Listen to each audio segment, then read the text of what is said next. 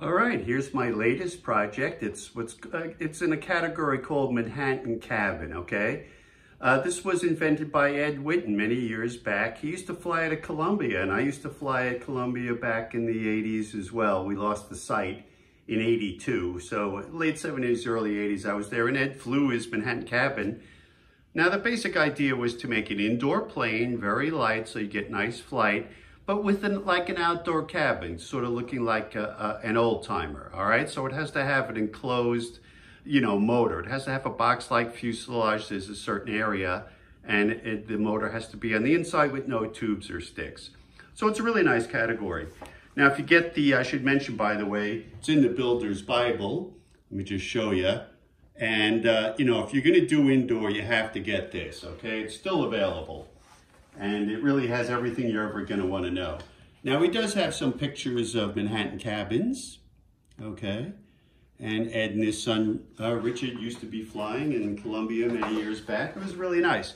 Now, I've always wanted to build one, but I'm just too lazy, and building a cabin is a bit of a hassle for indoor and so on and so forth. So I always had excuses. However, I noticed I was doing an order to J&H Aerospace recently, and I saw they had a little kit. And I thought, you know what, if I buy the kit, that'll make it more likely that eventually I'll actually build it sometime. And that's what I did. So here's the plan. It's a little light, but you can see it's got a nice shaped fuselage here, like an old-timer outdoor. There's the fin, and here's the wing and the stab, okay? And I started working on it. So let me show you here. I have some of the pieces. So in the kit, you get things like, here you go. This was nice. This is to form the stab, and this was to form the tip if you want. He also gives it to you. Now, it gives you all the ribs cut out here, which are nice. Here's the prop blades. They have these little sharp tips there, so that'll be interesting. And then he gives you the dual bearing front end and a couple of the prop spars, all right? And also that's the rear peg. It's carbon fiber tube. Also two for the landing gear, and two really nice foam wheels. I'll show you those later. I actually started building it already. And the dual bearing front end. And then I believe this is polyamide tubing, but to be honest with you, I like my own rolled tissue tubes better. So I'm just gonna use those, okay? So this looks like really fun. I'm gonna get to work and I'll get back to you. Okay, so we're working on the Babyshark. It's a Manhattan cabin, really nice category. And I've shown in many videos how I build, box fuselages. I'd say the Chet Lanzo video probably, and the Sky Gull. And I've shown using different jigs too. But if you only watch indoor, then you probably haven't seen that. So I thought, all right, I'll throw a little bit in this one, okay? So what I do is first I build one side, and actually it's facing the other way on the plan. I built that first. And then when that was dry, I take away the plan, and then I flip it over, and then I build the other side on top of it, okay? This way they're perfect. You can see here I put a little plastic there so they don't stick, and I just use the magnet board and the magnets as usual. The reason I do this is I like to have the side that's gonna be facing outside upwards, okay? So I know exactly what it's gonna be. So this is gonna be the right side, and the bottom's gonna be the left side. Okay, so the only important things here are to make sure everything's aligned, very nice. I use all white glue on this. This is all the 16th square, about 5 pound. So it's fairly light. And the next part, I'll show you, I'm gonna put them together in a box, and I'll show you the jig I'm gonna use. Okay, we're getting the fuselage going. Now this is a jig from Retro RC. I like it because it's very compact. It's mainly this rod.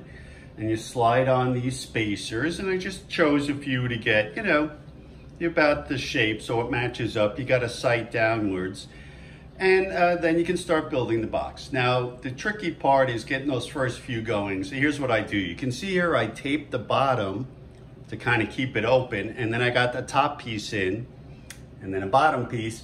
And then what I do is I put in a few, okay? I kind of took them out now, but I had in here, here, and here, just to hold it. And then I tried to align it as best as possible. You have to make sure the back here is, aligned properly, and the front. Now you can see what I use this for. Here I want to make sure it's square. So if you sight this way, I can see, and I can make sure that's nice and flat, and so on. So what I did is then I glue in one. I glued this one in first, And then I let that set a little bit. And then I glued that one in. Then I, again, waited about 15 minutes, let that really set up. And now I'm starting to glue in the bottom. So that kind of gets the shape. You got to really make sure those are square. So I checked those as carefully as I could. You got to look from different angles. It's kind of funny. Sometimes when you take it out, you'll see something you didn't see. You can always cut these out and replace them if they're crooked or something funny. So now I just put the bottom one in, and that's really starting to set the structure. And again, I use this to make sure it's level. It'll look nice and flat from this direction. And of course, it's got to be square here and every other way, right? So now I'm going to let that dry. I'm probably give it a good half hour. This way the structure will kind of set up, and then I can start getting in the other ones, and it'll pretty much be set up. So the main thing you got to make sure is the back is aligned and the front, right? When you join that front, that's why I use this to make sure those are the same height and it's nice and square before I glue in those other ones. You can see I also put in, there's a 30-second square cross diagonals, and I put those in, and then I'll put those in the top and bottom when I'm done with this. So it should be light but fairly stiff. All right, I want to show you how I made the landing gear for the Babyshark of the Manhattan cabin. Now it gives you some nice styrofoam wheels here, which are really nice. Okay, so I used those. So the tubing is 0.028 and it has a 0.011 inside. It's carbon fiber, very light. And you can see on this end, I have a 16th inch tissue tube with that I'm plugging into. So I put a little plug on the end, okay? And the way I used to do it is I take 3/32, try to drill a hole and then slip it in. But you know, it's very hard to get it perfectly straight, so I don't do that anymore.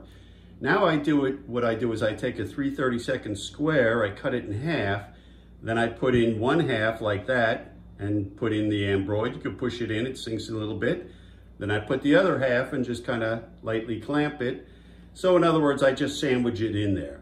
And then when that's done, it's very easy to round. I've shown you before, I make tubes like this. I have sandpaper on here and I roll them. That's how I make all my tubes in post.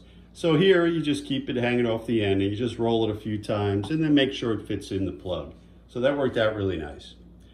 Now the next part is for the wheel, and what I did there is I took 0.011 wire. You can use 0.01, but I had 0.011 sitting around, and I just bent a right angle, and then it goes in about 1/4 inch, and I just put some gelled CA on it, slipped it in there. In other words, to glue it in, okay? Now the other thing was his hole was a little too big for the tissue tubes I'm going to use, so I actually filled it in with a little balsa, and I used white glue on that. Little balsa white glue, okay? Don't use CA because it'll dissolve the styrofoam. You have to get styrofoam proof or safe CA for that. So I just used little white glue, works fine. Now when that was done, then I made a little hole because what I do is I have a 32nd inch tubes that I roll on a 32nd wire. Here's one. So I roll them in the usual way. This is all sliced off. And then I soak it with a little CA, kind of plasticize it. And if you look at my Cessna 195 video, that's how I did the wheels there. So I make a little axle that way, and I glued it in. This time I used a little the embroider, the indoor Fleet Fright Supply glue, and it was fine with the foam. I tested it first. So I glued that in, and then I took just a little piece of balsa and glued that on the end to plug it. And this way the wheel works nice, you know, and it's very, very light this way. Okay, so these are ready to go and plug in, and I'll get back to work. Well, here it is, the Babyshark, all done, ready to go. Now, I covered it with super ultra film. It's from Ray Harlan. It's 0.9 microns. The other one you can get from J&H is 1.4 microns, and that's just like Harlan's ultra film. Okay, so for the wing stab and rudder, I just put it on a frame and I sprayed it, you know, with a little water. It stuck to the frame. And then I just sprayed the structure with 3M77 and put it on in the usual way, okay? And then for the dihedral, I just use saliva. I mean, that's all you really need. And that worked fine. Now he has another dihedral in the middle, but I left that out. I thought that was a little too much. Okay, so the wing's flat. The stab goes on with some tissue tubes, and as does the wing. You can see that on the wing I have 4, and I use these carbon fiber tubes that go all the way through. I don't know if I need to do that, but I did. And total weight was 5.95 grams, so it's not too bad. Prop is 13.5 inch with 20-inch pitch. And I think that's everything. There's the wheels. So we're ready to go. I'm gonna get out and give it a shot soon. We'll see. I'm debating about this. I want to get back to my F1R. But this will be really interesting and a lot of fun. A little nerve-wracking to load with the rubber. It's very delicate, I'll show you that. But it should be a lot of fun. Okay, as I already mentioned, for the wing stab rudder, I just sprayed the frame in the usual way. For the fuselage, though, I couldn't do that because you'd have to cover the other surfaces so they don't get the spray on it. I was debating what to do. And I forgot to mention that I just ended up using good old glue stick, and I didn't do anything. I didn't brush it. I didn't want to get the balsa too wet. I just lightly rubbed the structure and the cross pieces, and believe it or not, even the 32nd square, just very lightly. And you can see the blue going on, so I knew I got it on there. And then I dropped it in the frame, okay? So I thought that worked okay. Now, the other thing is I did the top and the bottom, and then I cut them out with my iron. I have a heating iron that I regulate the temperature, just enough to melt the film. And then I put in the post, and also for the stab, the post, I put in the, well, later on I put in the rear peg. But anyway, so then I covered the sides, but I realized I can't do that with the iron because if I'm cutting it here, it's probably gonna make a hole on the other side. So I ended up cutting that out with a very sharp razor blade. I have these feather razor blades and they're really sharp. Okay, I usually end up nicking myself, but so that worked out okay. I thought that was all right. Then also you can see the rear peg is a carbon fiber rod and actually a tube. It's a .038 tube or 039, I believe. And I glued that in place because I don't want to deal with taking that in and out. It's too delicate. So as I'm about to show you, I have an insertion stick, and that's what I'm going to use to get the motor in. Okay, let me show you the insertion stick I made for the Manhattan cabin. Now it's a carbon fiber tube, and then on this end I just made a little box with a hole like that. And you just wind it up, and then you slip the prop in there, okay? And then when you're like that, and then on the other end, now this is the important part, I made a hook to hook on. This is usually named after Bob Prosciutto, okay? In Italian, it's Prosciutto. In English, it might be Prosciutto. But in any case, and it's this kind of double hook here, you can see. And so what you do, let me get it. I have a rear peg here. I'm using a little carbon fiber rear peg. And so basically what you do is you carefully slide it into the plane after you have it wound up. And then there's the rear peg.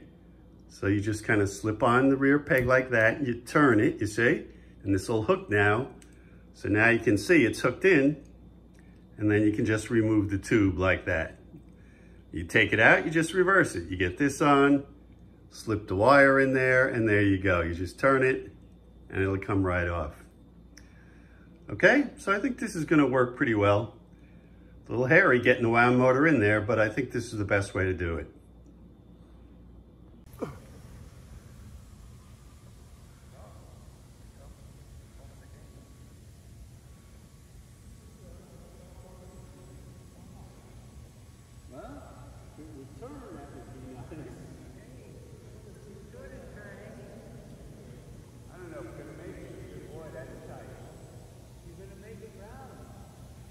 Everybody blow when it gets past it.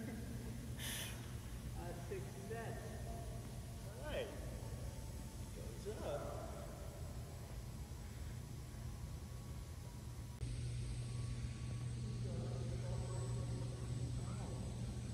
Well, if it would turn, that would be nice. I don't know if we're gonna make it here. Boy, that's tight. Everybody blow when it gets past it.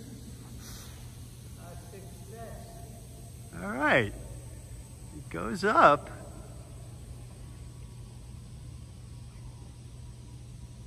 Very first flight.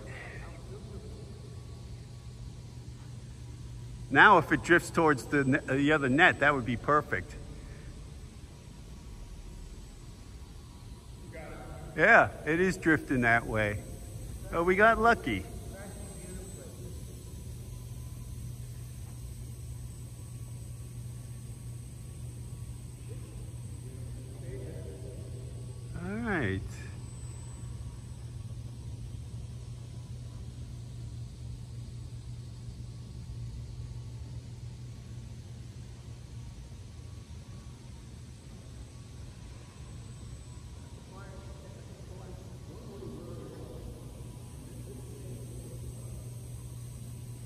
flies. I can tell this motor's way too long. I just wanted to play it safe. And so I went for a really long motor.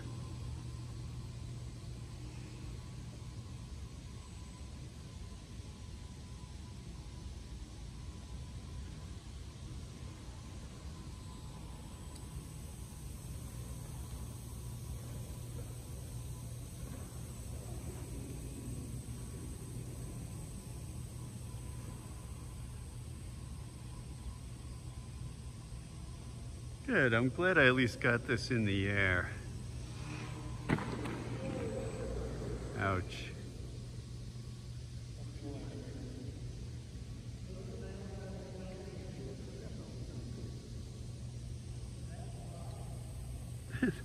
Does look nice. I'll hand it to Ed, you know. Does have a nice look to it. It's probably gonna tip here. Hey, look at that. All right, that's our first flight.